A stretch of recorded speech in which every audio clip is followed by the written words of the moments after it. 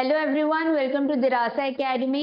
And आज हम करने वाले 11th इकोनॉमिक का chapter number 7 that is unemployment in India. Okay, हम किसके बारे में बात करने वाले हैं आज? इंडिया के बारे में। इंडिया में कितनी अनएम्प्लॉयमेंट है? Now what is unemployment? Unemployment का सिंपल मतलब होता है बेरोजगारी। क्या बोलते हैं हम लोग? बेरोजगारी। इंडिया में बहुत सारे बेरोजगार लोग बैठे हैं ना, जिनके पास कोई काम धंधा कुछ होता ही नहीं है करने को। वो क्या होती है? अनएम्प्लॉयमेंट। इंडिया हमारी फर्स्ट रैंक पे आती है in a population, first in population, which mean जितनी ज्यादा पॉपुलेशन हमारे कंट्री की है उतने ही ज्यादा ब्रेन्स हमारे पास है। ये जो ब्रेन्स है उतने ही ज्यादा हमारी कंट्री के पास ह्यूमन रिसोर्स है। क्या है इसको? ह्यूमन रिसोर्स बोलते हैं। जितने ज्यादा लोग उतना ज्यादा ह्यूमन रिसोर्स। अगर हम इसका सही तरीके से इस्तेमाल नहीं करते तो ये पूरा का पूरा ह्यूमन रिसोर्स क्या हो जाता है? वेस्ट हो जाता है। एंड आज के टाइम में इंडिया में ये बहुत ज्यादा बड़ी प्रॉब्लम है। हमारी अभी 21st सेंचुरी चल रही है, राइट? 21st सेंचुरी में ये सबसे बड़ी प्रॉब्लम है कि लोगों के पास करने के लिए जॉब नहीं है, काम नहीं है, जॉब अवेलेबल ही नहीं है। अब इसमें ग्रेजुएट्स भी आते हैं, अंडर ग्रेजुएट्स भी आते हैं और इलिटरेट भी आते हैं। पढ़े लिखे भी हो सकते हैं और अनपढ़ भी हो सकते हैं, वो अलग बात है। लेकिन जॉब्स अवेलेबल ही नहीं है तो क्या कर सकता है इंसान, right? So this is the biggest problem of 21st century. And हमारी कंट्री एक डेवलपिंग कंट्री है, तो जब तक कि हमारा ये सॉल्व नहीं होता है वो एक क्या रहेगा? एक प्रॉब्लम बना रहेगा हमारी कंट्री के लिए डेवलप होने के लिए। एंड इन केस अगर ये लॉन्ग टर्म के लिए चलता है, जैसे मान लो सालों साल इंसान के पास काम नहीं है एंड मैक्सिमम लोगों के पास अगर काम नहीं होगा तो क्या होगी? देश में गरीबी बढ़ेगी। गरीबी बढ़ेगी तो इकोनॉमिक जो हमारी इकोनॉमिक ग्रोथ है वो स्लो हो जाएगी। And at the same time जब इकोनॉमी स्लो हो गई, हमारी पॉवर्टी आ गई कंट्री में, विच मीन्स इकोनॉमिक डेवलपमेंट भी क्या हो गया है? कम हो जाएगा। ठीक है, ये था हमारा पॉपुलेशन में किस तरीके से हम लोग ह्यूमन रिसोर्स का यूज कर सकते हैं और क्या क्या प्रॉब्लम्स आ सकती है। And let me tell you, China first number पे था पॉपुलेशन में, बट अभी इंडिया फर्स्ट पे आ गया है। अगर हमारी नेगेटिव चीजें हैं कि अगर पॉपुलेशन में इंडिया फर्स्ट पे आ गया, इतने सारी जनसंख्या बढ़ गई है, बट इसके साथ साथ हमारी पॉजिटिव ये है कि जितने लोग हैं उतना दिमाग है, उतना ज्यादा हम अच्छे से यूज कर सकते हैं। बट इंडिया वाले is not using it properly ना। सी कुछ बेसिस पे कुछ क्राइटेरिया होता है,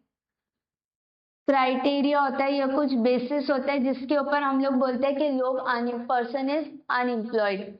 the first one is nature, the second one is as,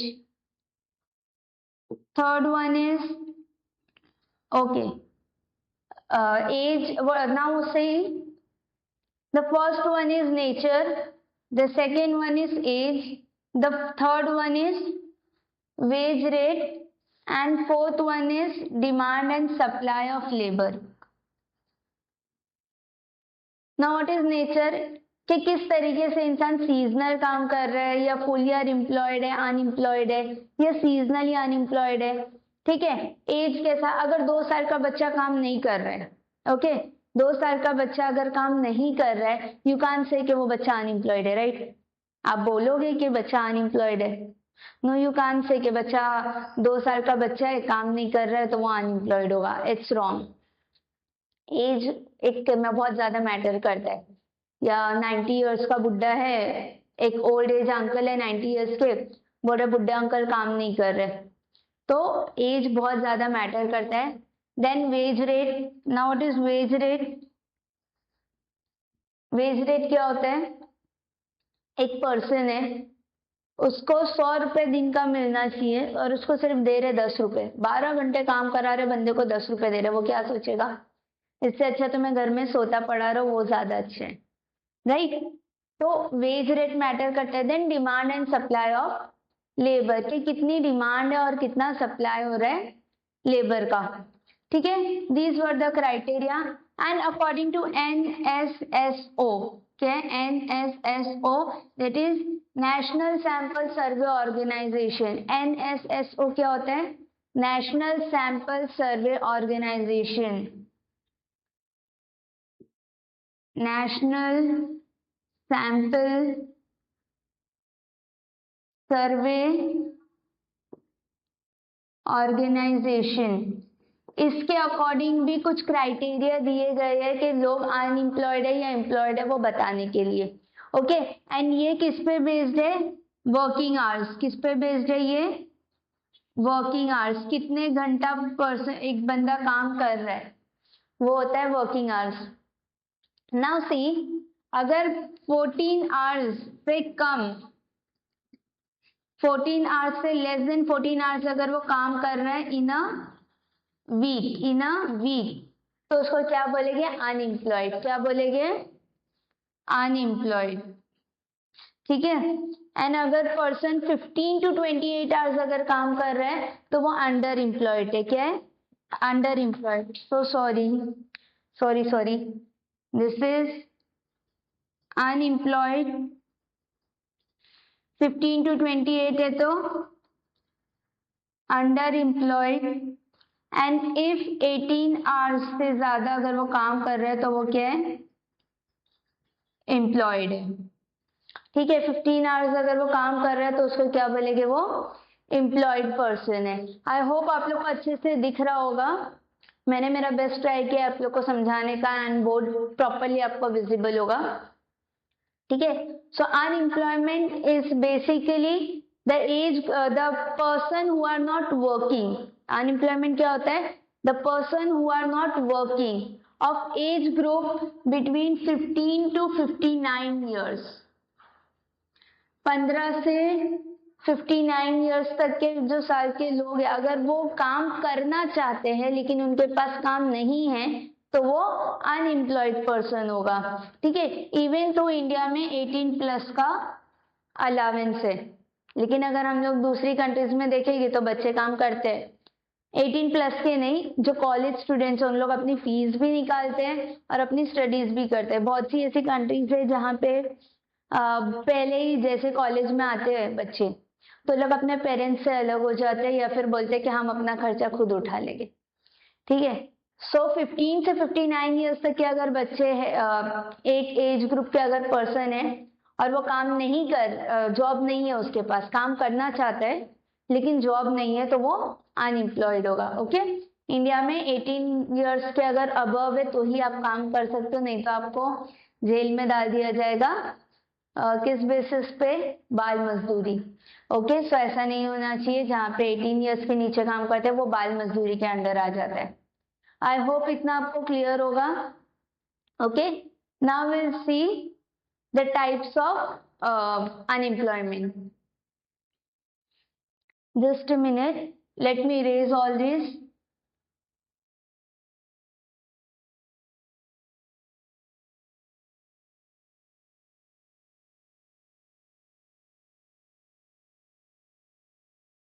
Okay, now see. Okay, now see the types of unemployment in India. अभी हम लोग क्या करने वाले हैं? Types of unemployment. कितने तरह के टाइप्स होते हैं? 2 तरह के होते हैं अनएम्प्लॉयमेंट. ओके, कितने तरह के होते हैं? 2 तरह के.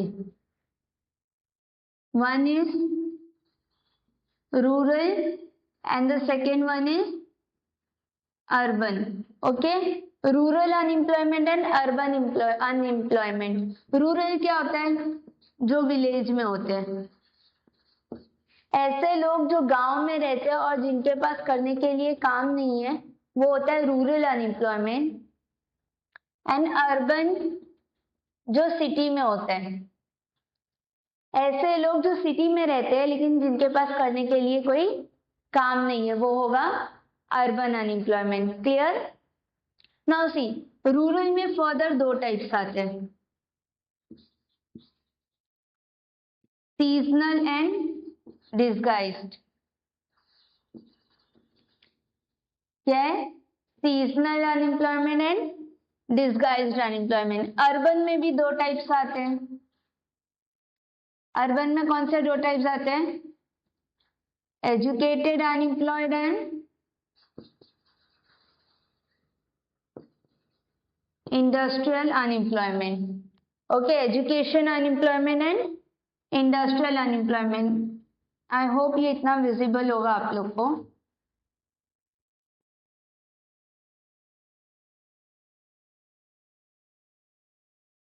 ओके, नाउ रूरल एम्प्लॉयमेंट, कुछ ऐसे लोग जो गांव में रहते हैं और उनके पास जॉब ही नहीं है, तो वो हो गए रूरल अनएम्प्लॉयड पर्सन। लेकिन इसमें भी दो टाइप्स आते हैं, सीजनल एंड डिसगाइज्ड। सीजनल क्या होता है? जो सीजन के बेसिस पे रहता है। सीजनल क्या होता है? जो सीजन के बेसिस पे चेंज होता रहता है। जैसे एग्रीकल्चर, अभी एग्रीकल्चर क्या होगा कि मौसम आया है, हमारा बारिश का मौसम आया है, खेती बाड़ी करो तो हमारे को अनाज मिलेगा। जैसे ही बारिश खत्म, कल्टीवेशन हो गया, अब आराम से बैठो, जब हार्वेस्टिंग का टाइम आएगा, अनाज उगेगे, तब हम काटेंगे। तो वो जो मिडिल पीरियड होता है 5 to 6 मंथ्स का, जब हम करने के लिए किसानों के पास कुछ नहीं होता है, तो वो होता है सीजनल अनएम्प्लॉयमेंट। ठीक है, अगर हम लोग अभी लेटेस्ट एग्जाम्पल ले, जनरेशन जो अभी हमारी चल रही है, तो अगर हम लेटेस्ट एग्जाम्पल ले तो इवेंट प्लानर।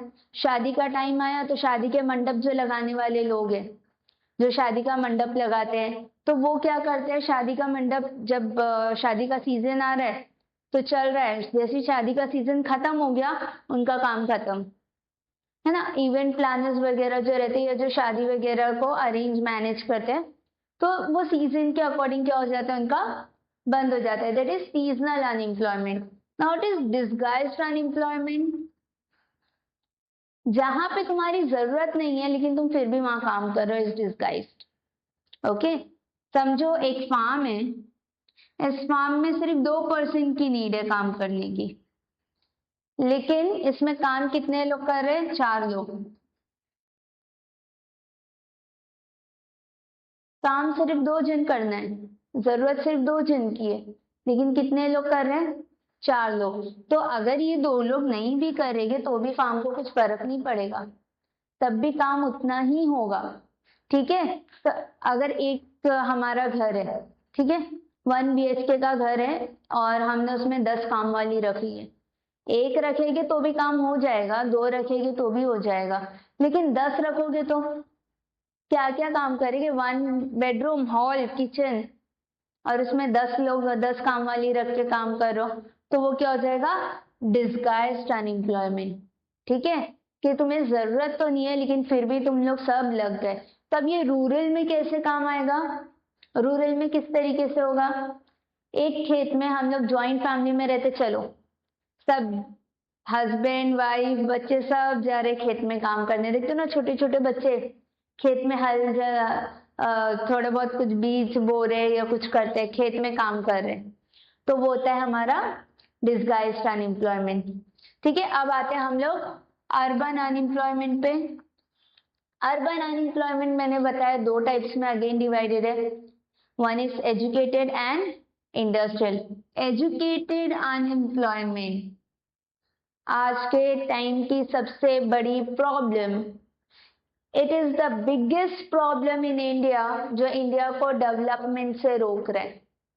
बिकॉज इंडिया में लोग एजुकेटेड है, एजुकेटेड लोग तो है लेकिन उनके पास जॉब नहीं है। ठीक है, जैसे हम लोग बोलते हैं ना, पढ़ा लिखा बेरोजगार बैठा है, काम हम कुछ है नहीं। हम लोग हमारी लैंग्वेज में बोल देते हैं कि अरे इंजीनियर्स को इंडिया में काम नहीं है। तो वो ऐसा नहीं है कि इंजीनियर्स एक अच्छा प्रोफेशन ही है, engineer is one of the finest profession, but India में उसकी वैल्यू नहीं है। तो क्या होता है, जॉब ही अवेलेबल नहीं है। हमने ग्रेजुएशन कर ली, अब ग्रेजुएशन के बाद घर में बैठ गए, पेरेंट्स पूछ रहे आगे क्या?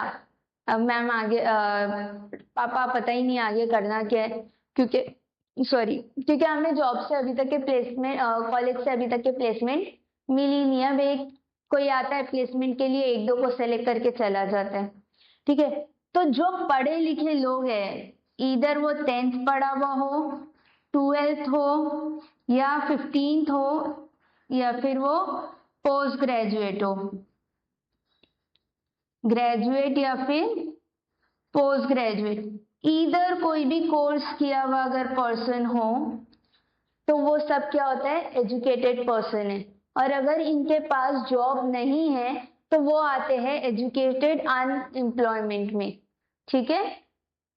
एंड आज के टाइम में इंडिया में जो इलिटरेट लोग हैं उसकी परसेंटेज बहुत कम है, एंड इंडिया में मैक्सिमम नंबर ऑफ पर्सन जो अनएम्प्लॉयड है वो है एजुकेटेड पर्सन, ठीक है। इसका मतलब ये नहीं है कि आप लोग को स्टडीज नहीं करना है, इसका मतलब ये है कि आप लोग को अपनी स्किल्स पे भी फोकस करना है, पढ़ाई के साथ साथ आपको स्किल्स के पर भी ध्यान देना है, ठीक है। अब उसके लिए आप मेरे दूसरे लेक्चर्स देख सकते हो या हमारा ऑफलाइन क्लासेस चलता है दिरासा एकेडमी का, वहां पे आप आ सकते हो, जहाँ पे हम लोग एवरी क्वार्टरली बेसिस पे आपको इन रियलिटी में आपको कोई एक प्रोफेशनल पर्सन से मिलाते हैं, लाइक सीए हो गया या मैनेजमेंट पर्सन, अकाउंटेंट हो गया, डॉक्टर्स हो गए, ठीक है।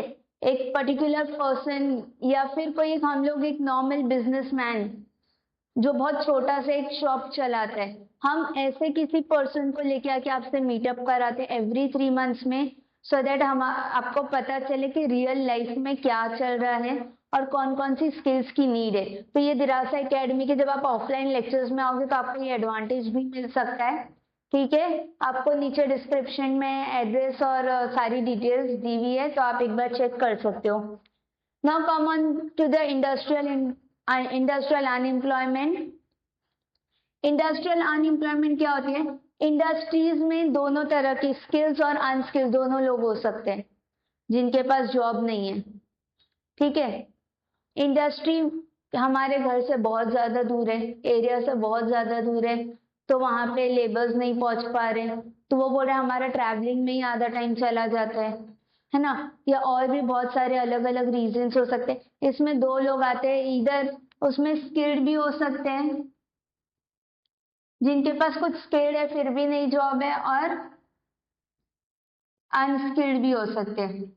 इंडस्ट्रियल के भी अलग अलग टाइप्स है जो हम नेक्स्ट लेक्चर में करेंगे, ठीक है। इंडस्ट्रियल अनएम्प्लॉयमेंट जहाँ पे इंडस्ट्रीज में जॉब्स नहीं है या लोग नहीं कर पा रहे, okay, that is industrial unemployment. I hope इतना आप लोग को अच्छे से क्लियर हुआ होगा, ठीक है। एक क्विक रिवीजन लेते हैं टाइप्स ऑफ अनएम्प्लॉयमेंट का। रूरल एंड अर्बन 2 टाइप्स है। रूरल अनएम्प्लॉयमेंट क्या होती है, जो विलेज में होती है, अर्बन अनएम्प्लॉयमेंट जो सिटी में होती है। रूरल के 2 टाइप्स है, सीजनल एंड डिस्गाइज्ड, और अर्बन के 2 टाइप्स है, एजुकेटेड एंड इंडस्ट्रियल, ओके।